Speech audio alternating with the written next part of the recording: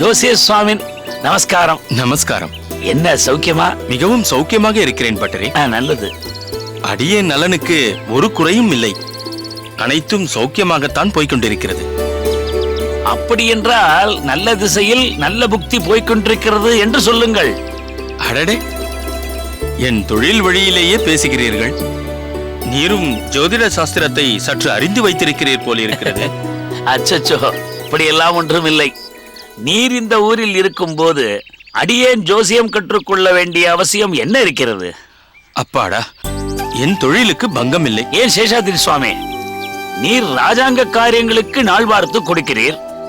பெரிய இடத்து சம்பந்தம் உள்ளவர் தொழிலுக்கு பங்கம் ஏற்படுத்தி விட முடியுமா? அப்படி சொல்ல முடியாது. நாளும் கோளும் நம் வசத்தில் இல்லை என்றால் அவை நம்மை படாத பாடுபடுத்திவிடும். தொழிலுக்கும் பங்கத்தை ஏற்படுத்திவிடும். அது உமக்கு தெரியுமா? ஜோசியருக்கே இந்த நிலைமைதானோ? எனக்கும் கஷ்டகாலம் என்று ஒன்று உண்டு. அது உமக்கும் உண்டு. ஏன் சுவாமி என்னை பயமுறுத்துகிறீர்? கவலைப்படாதீர் பட்டரே, ஒரு பேச்சிற்காகத்தான் சொன்னேன். அப்பாடா. வந்தனம் பட்டரே. அடடே, வந்தனம் சுவாமி. இவரை எங்கோ பார்த்த மாதிரி தெரிகிறதே. அடியேனின் வந்தனம். வந்தனம் சுவாமிகளே. அடியேனை தாங்கள் நினைவில் வைத்துக் கொள்ள வாய்ப்பில்லை. ஆனால் தங்களை யாராலும் மறக்க முடியாதே. திருக்கச்சி நம்பி சுவாமிகள் தானே தாங்கள்? சரியாக சொன்னீர் சேஷாத்ரி. தேவரீர் திருக்கச்சி நம்பி சுவாமிகளே தான். ஜோசியர் ஆயிற்றே, கணிக்காமல் இருப்பீரா? அடியேன் சொன்னதில் எந்த ஜோதிட கணிப்பும் இல்லை. காஞ்சியம்பதியில் இவரை தெரியாமல் இருந்தால் அதுதான் ஆச்சரியத்திலும் ஆச்சரியம். சுவாமி, இவர் பெயர் சேஷாத்ரி. பெரிய ஜோதிடர். ராஜாங்கத்தில் ஆஸ்தான ஜோதிஷ பண்டிதர் என்றால் அது மிகையாகாது. கணிப்புகள் அவ்வளவு துல்லியமாக இருக்கும். எதையும் பட்டென்று சொல்லிவிடுவார். நான் சொல்வதில்லை. ஜோதிட வாக்கானது என்ன சூழ்நிலை நிலவுகிறதோ அதை சொல்லிவிடும். வாக்கெல்லாம் சரிதான். ஆனால் நாக்கு இருக்கிறதே, அதன் வல்லமையே தனி. சுவாமியின் நாவிற்கு அப்படி ஒரு பலிதம். எது எப்படி இருந்தாலும் ஜோதிடம் வேதம் சம்பந்தப்பட்ட விஷயம். வேதத்தின் ஒரு அங்கம்.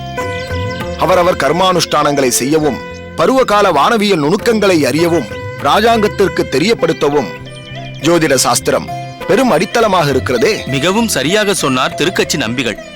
ஜோதிட சாஸ்திரம் என்பது கணக்கும் விஞ்ஞானமும் கலந்த ஓர் அற்புதமான விஷயம். இருப்பினும் ஒரு சில நேரங்களில் ஒரு பலனை உத்தேசித்து சொன்னால் அதற்கு எதிர்பாராவிதமாக நடக்கின்றது. அதற்காக கோள்களையும் அதை கொண்டு கணிக்கப்படும் கணக்கையும் குறை சொல்லிவிட முடியாது.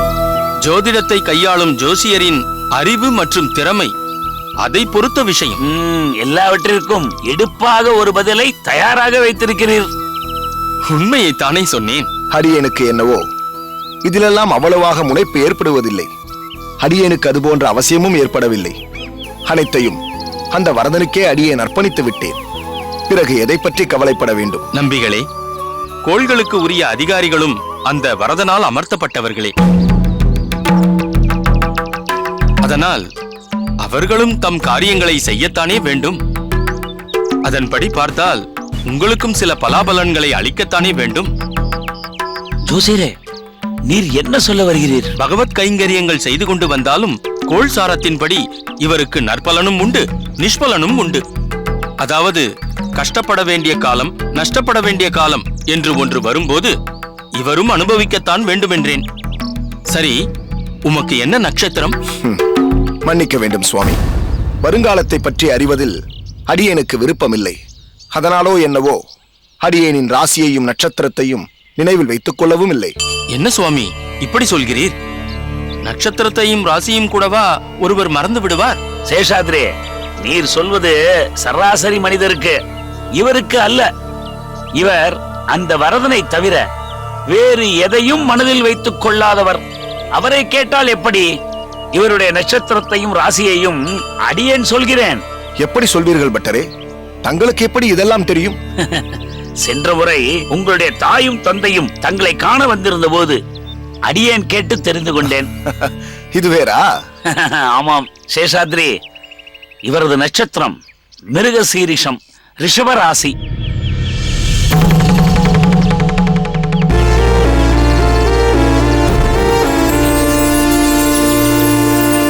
சரிதான். தற்போது இவருக்கு 7.5 சனி ஆரம்பித்திருக்கிறது.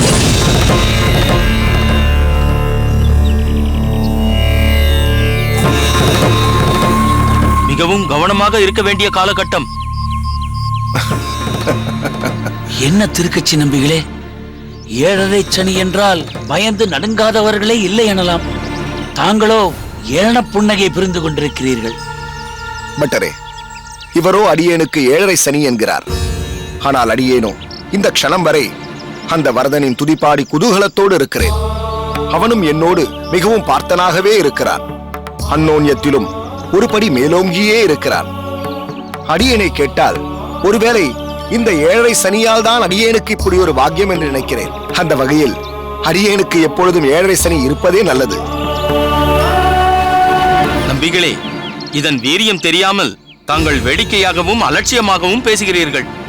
அடியேன் அலட்சியப்படுத்தவில்லை சுவாமி. இந்த காலகட்டம் என்ன செய்யும்? மிஞ்சி மிஞ்சி போனால் ஒருவருடைய மனதையோ உடல் நலத்தையோ அல்லது அவரிடம் உள்ள ஐஸ்வர்யத்தையோ பாதிக்கப் போகிறது. அடியேனுடைய மனமோ அந்த வரதனிடம் இருக்கிறது. உடல் நலத்தை பற்றிய கவலையே அடியேனுக்கு இல்லை. ஐஸ்வர்யம், அந்த ஐஸ்வர்யம் வேண்டாம் என்று விட்டு விலக்கி வெகு நாட்கள் ஆகிவிட்டன. இதில் அடியேனுக்கு பாதிப்புகள் ஏதுமில்லை. அதை பற்றி அச்சுற வேண்டிய அவசியமும் இல்லை. தங்களை ஒரு வைஷ்ணவராக சந்தித்ததில் அடியேனுக்கு மிக்க மகிழ்ச்சி. அடியேன் உத்தரவு வாங்கிக் கொள்கிறேன். வருகிறேன் பட்டரே. வாரும் சுவாமி.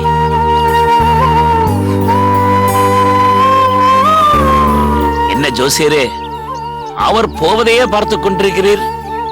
அவர் ஒரு வித்தியாசமான பிறவி, எதற்கும் சஞ்சலப்படாதவர். எதிர்கால பலனை எல்லாம் தெரிந்து கொள்வதை அவசியமற்றது என்பார். அதை பொருட்படுத்தவும் மாட்டார். அவர் பொருட்படுத்த மாட்டார். ஆனால் கோள்கள் அப்படி விட்டுவிடாது. அதிலும் சனி சும்மா விட்டு விடுவாரா என்ன?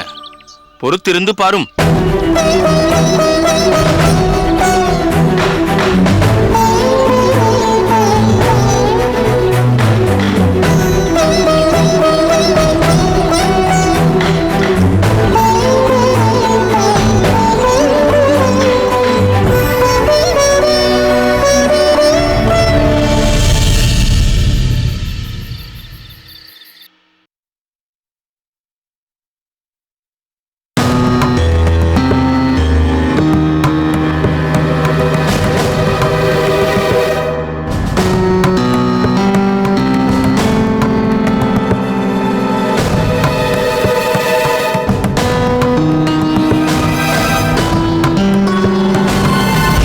இருப்பினும் அந்த பட்டுவினிடத்தில் தஞ்சாவை பட்டும் படாமல் நடந்து கொள்ளச் சொல்.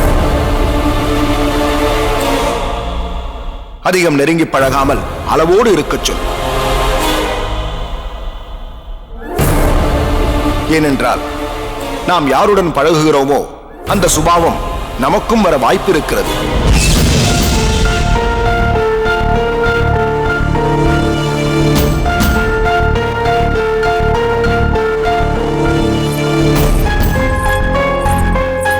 சுவாமி, பால் எடுத்துக் கொள்ளுங்கள். அந்த விசிறியை கொடுங்கள்.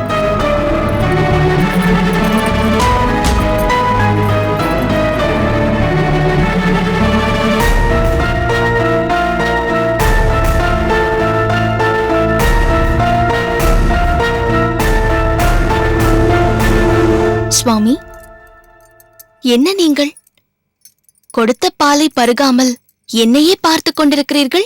உன்னை பார்க்கவில்லை. நீ பெருமாளின் முன் விளக்கேற்றி வைத்துவிட்டு பாசுரத்தால் சேவித்தாயே, அந்த பாசுரத்தை மனோரீதியாக கேட்டுக்கொண்டிருந்தேன். திருமறு மார்பு நின்னை சிந்தையுள் திகழ வைத்து மருவிய மனத்தராகில் மாநிலத்துயிர்களெல்லாம் பெருவுருக்கொன்று சுட்டிட்டு ஈட்டிய விளையரேலும் அருவினை பயணத்துய்யார் அரங்கமா நகருளானே. இதுதானே நீ சேவித்த பாசுரம்? ஆம் சுவாமி. மிகவும் மதுரமாக இருந்தது. இதன் பொருள் உனக்கு தெரியுமா? நான் அறிந்தவரை சொல்கிறேன். ஏதேனும் தவறாக இருந்தால் சொல்லுங்கள், திருத்திக் கொள்கிறேன். இது தொண்டரடி பொடி ஆழ்வார் பாசுரம். இந்த பாசுரத்தின் பொருள், திருமகளையும் ஸ்ரீவத்சம் என்னும் மருவையும் மார்பில் தரித்துள்ளவனே, அரங்கமா நகருளானே, இப்பெரிய பூமியில் உள்ள ஜீவராசிகளெல்லாம் நடுங்கும்படி ஆயுதங்களால் கொலை செய்தும் தீயினால் கொளுத்தியும் சம்பாதிக்கப்பட்ட பாவத்தையுடையவர்களானாலும் உன்னை தங்கள் நெஞ்சிலே விளங்கும்படி வைத்து திடமான நம்பிக்கையுடையவராக இருப்பாரேயானால் அவர்கள் கொடிய பாவங்களினுடைய பலனை அனுபவிக்க மாட்டார்கள். அருமை, அருமை. சென்ற முறை பாசுரத்தை மட்டும் சொன்னாய், இப்பொழுது பொருளையும் தெரிந்து வைத்திருக்கிறாய். மிக்க மகிழ்ச்சி. இதையெல்லாம் எப்பொழுது தெரிந்து கொண்டாய்? உங்கள் விருப்பம் எது என்பதை என்று தெரிந்து கொண்டேனோ அப்பொழுதே அதற்கு தக்கவாறு என்னை மாற்றிக்கொண்டேன். சத்விஷயங்களுக்காக நம்மை நாமே மாற்றிக்கொள்வது நல்லதுதான். இதேபோல் வேறு ஒரு விஷயத்திலும் நீ உன்னை மாற்றிக்கொள்வது நல்லது. சுவாமி, நீங்கள் அன்று சொன்ன பின் நான் சொக்கட்டான் பக்கமே செல்வதில்லை. அதில் எனக்கு நாட்டமும் இல்லை. அடியேன் சொக்கட்டான் விளையாட்டை பற்றி சொல்லவில்லை. சொக்கட்டானை வைத்து உன்னுடன் விளையாடினாலே அவளை பற்றி சொல்கிறேன். பட்டு மாமியை பற்றியா? அந்த மாமி சற்று படபடவென பேசுவாள். ஆனால் அப்பாவி. பாவியா அப்பாவியா என்பது அவரவர் கண்ணோட்டத்தையும் அவர்கள் அனுபவத்தையும் பொறுத்தது. பட்டு கெட்டவள் என்று அடியேன் சொல்லவில்லை. ஆனால் சிலரிடம் இந்த பூர்வ ஜென்ம வாசனை என்று சொல்வார்களே, அது இந்த ஜென்மத்திலும் சிறிதளவு தொடர்ந்து கொண்டிருக்கும். விட்ட குறை தொட்ட குறை என்பது போல் எளிதில் அவர்களை விட்டு போகாது. ஆனால் அந்த மாமி என்ன செய்தாலும் என் நலன் கருதி என் மீது அக்கறை கொண்டு நல்லெண்ணத்தில்தான் செய்கிறாள். அவள் எண்ணம் எப்படியோ, ஆனால் செயல்பாடு உச்சிதமாக இல்லை. எல்லாமே எதிர்மறையாக இருக்கிறது. இந்த கணிப்பு ஒருவேளை தவறாக கூட இருக்கலாம். இருந்தாலும் அந்த பட்டுவிடம் பழகுவதில் ஒரு வரம்பை, ஒரு வரைமுறையை கடைபிடிப்பது நல்லது. இதுதான் பட்டுவை பற்றிய உங்கள் அபிப்பிராயமா? இது அடியேனின் அபிப்பிராயம் அல்ல, திருக்கச்சி நம்பி சுவாமிகளின் அபிப்பிராயம். அவருடைய கணிப்பு என்றுமே தவறியதில்லை. பொதுவாக திருக்கச்சி நம்பி சுவாமிகள் யாரை பற்றியும் குறை சொல்பவர் அல்ல. ஆனால் அவருக்கே இப்படிப்பட்ட ஒரு அபிப்பிராயம் ஏற்பட்டு விட்டதால் பட்டுவிடம் பார்த்து நடந்து கொள்வதுதான் புத்திசாலித்தனம்.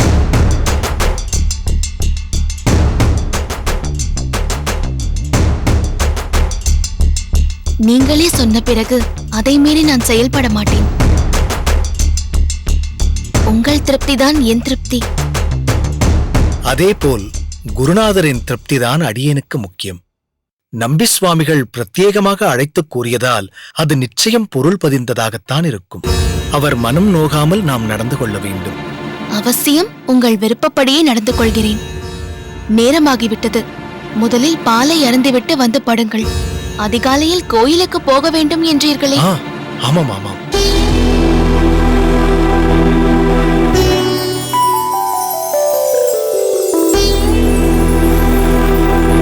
வா போகலாம்.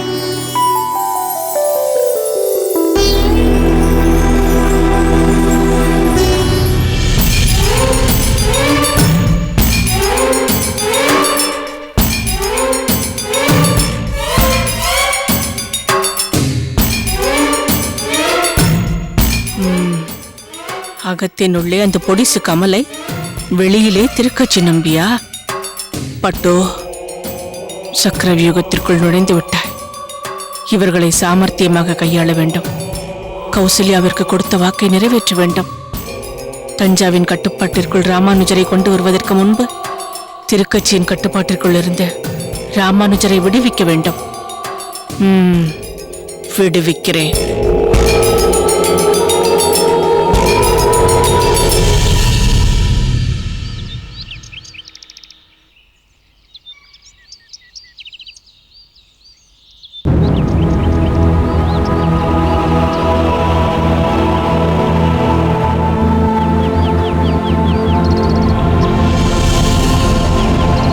சாரதி, சாரதி உன்னைத்தான்.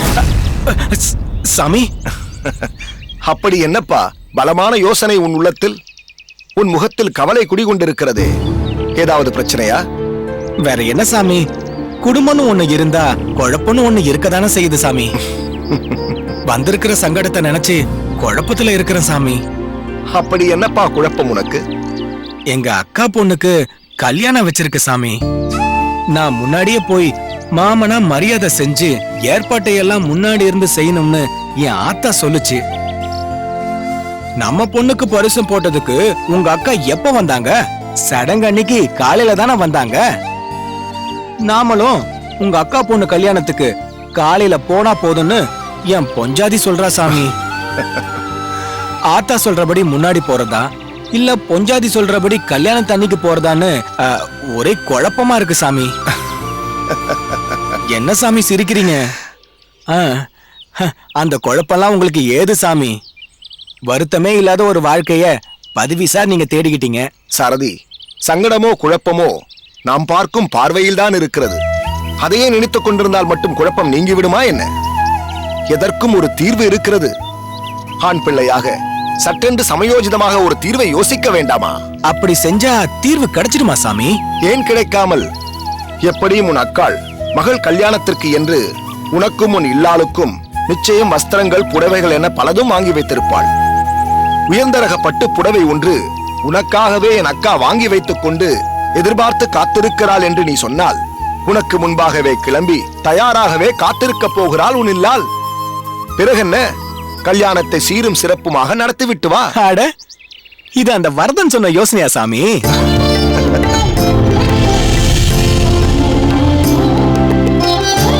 ஆனால் தளிகை நீங்கள் செய்து அல்ல, தஞ்சா செய்து.